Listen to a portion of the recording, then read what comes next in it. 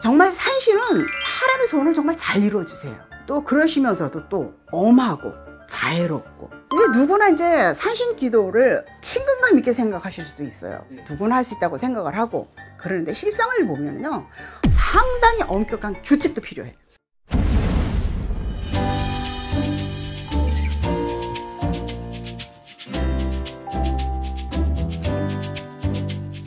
안녕하세요. 네, 안녕하십니까? 네, 잘 지내셨죠? 네. 선생님, 사실 선생님들 기도 굉장히 많이 다니시는 걸로 알고 있거든요. 바다도 가시고 뭐 산에도 가시는데, 네. 사실 이번 시간 주제가 산신기도란 어떤 걸까? 네. 산신기도의 원력에 대해서 이제 말씀을 드릴게요. 먼저 돈을 잘 벌고 부자가 되고 싶다면 산신기도를 하라 그랬어요. 이유가 뭘까요? 산은 이루어지는 소원의 폭이 커요. 산은 옛날부터 소원을 들어주는 아주 신성한 곳으로 유의하는 장소가 굉장히 많습니다. 전국에 보면은요. 그리고 또 산에서 이루어지는 큰 역사를 제가 여러분 잠깐 좀 예를 좀 하나 들어드릴게요. 석가모니 부처님, 모세, 예수님 모두 산에서 성인이 도를 이루셨습니다. 모르셨죠? 룬빈이 동산은 산입니다. 광야라고 하잖아요. 이제 성경에 보면 뭐 모세는 광야에서, 뭐 예수님은 또 골고다 언덕에서 이렇게 돌아가시고 뭐 이런 것이 쭉 나와요. 근데 제가 갔을 때 이 일을 하기 전에 이제 이스라엘의 성지순례도 가봤거든요. 로마도 가보고 했는데, 그쪽은 이렇게 우리나라처럼 그렇게 높은 산이 없어요. 그냥 광야의 언덕과 요런 들판에서 조금만 서서 오는 것이 그곳이 산이에요.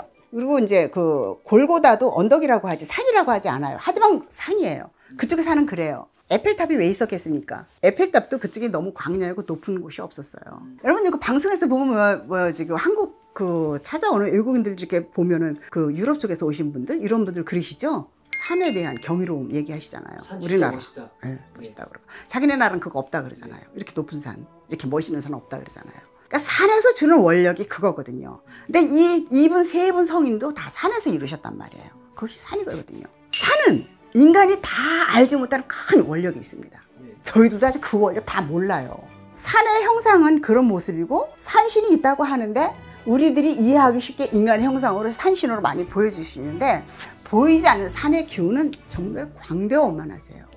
그래서 때로는 어떤 때는 이 일을 하면서도 약간의 그 주시는 기운을 주셨겠지만, 저는 크게 그걸 받아서 이루어지는 소원을 이제 이루어 드리고, 저도 이제 기도를 하면서 제 소원을 이루기도 하고. 정말 산신은 사람의 소원을 정말 잘 이루어주세요. 또 그러시면서도 또 엄하고 자애롭고. 이제 누구나 이제 산신 기도를 친근감 있게 생각하실 수도 있어요. 누구나 할 수 있다고 생각을 하고.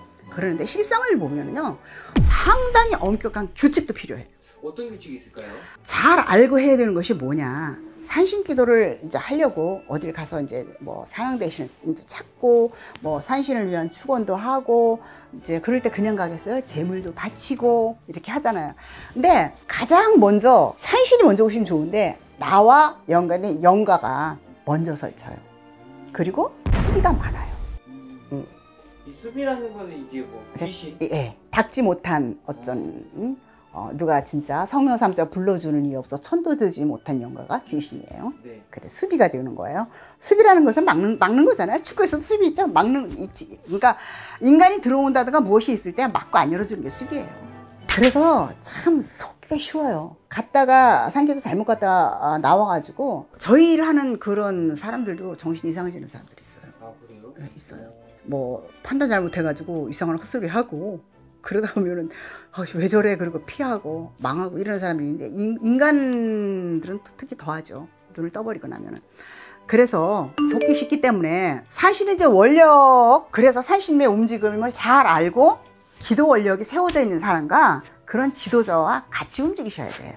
산신기도 가서 해서 무조건 재수 보라고 재수를 많이 준다니까 혼자 가서 대충 할 수 있는 기도는 아니에요. 잡신이 또 끼어들고 나면은요, 사람이 한순간에 망하는 경우도 있거든요. 가장 먼저 치는 게 정신을 먼저 쳐요. 그렇게 해서 몸으로 치고.